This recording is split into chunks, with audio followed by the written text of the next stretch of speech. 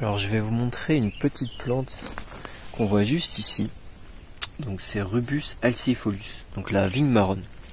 Donc ça c'est une plante qui est exotique et qui est très envahissante à La Réunion. Elle a été introduite en 1840 pour des raisons un peu ornementales. Alors c'est parce qu'elle est spécialement jolie, hein, mais vous pouvez l'utiliser voilà, pour agrémenter un peu les jardins.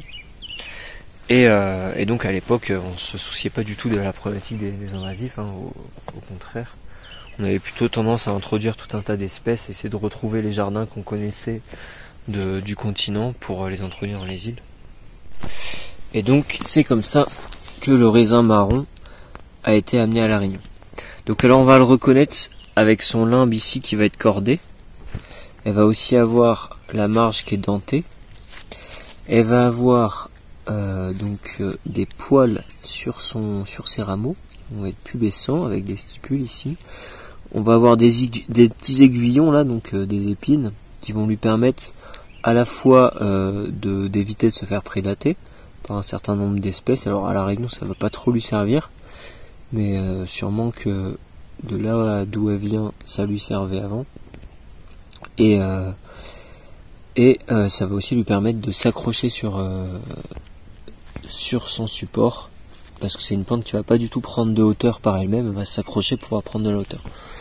Et donc on voit ici, hein, elle envahit un peu le coin, mais elle est vraiment très présente partout à La Réunion, de basse altitude jusqu'à moyenne altitude.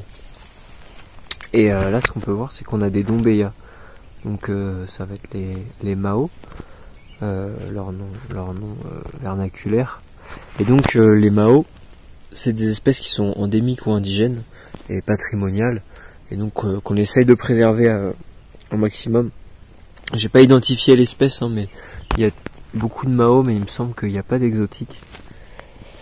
Et donc voilà, ça va causer du tort à ce genre d'espèces indigènes, parce qu'elles vont, donc là celui qui est grand, ça va, il est plutôt sorti d'affaire, mais ça va plutôt être pour les jeunes qu'on voit là-bas, qui peuvent se faire envahir et qui risquent du coup de plus avoir accès à la lumière, puis aussi d'avoir leurs feuilles déchirées par les épines, et donc de finir par mourir.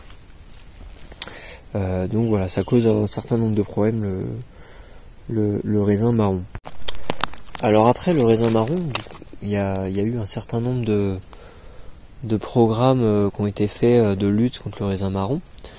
Donc avant c'était de la lutte chimique et mécanique, donc on allait arracher l'espèce et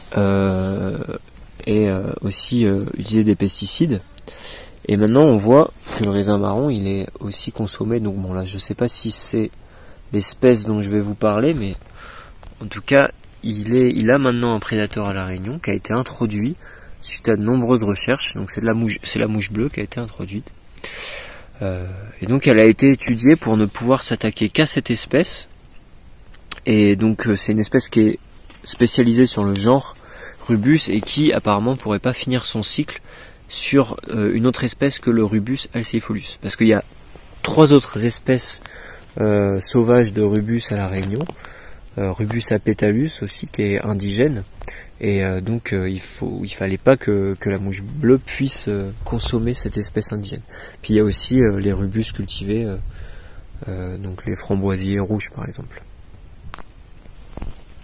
Et donc voilà, le Rubus alciifolus.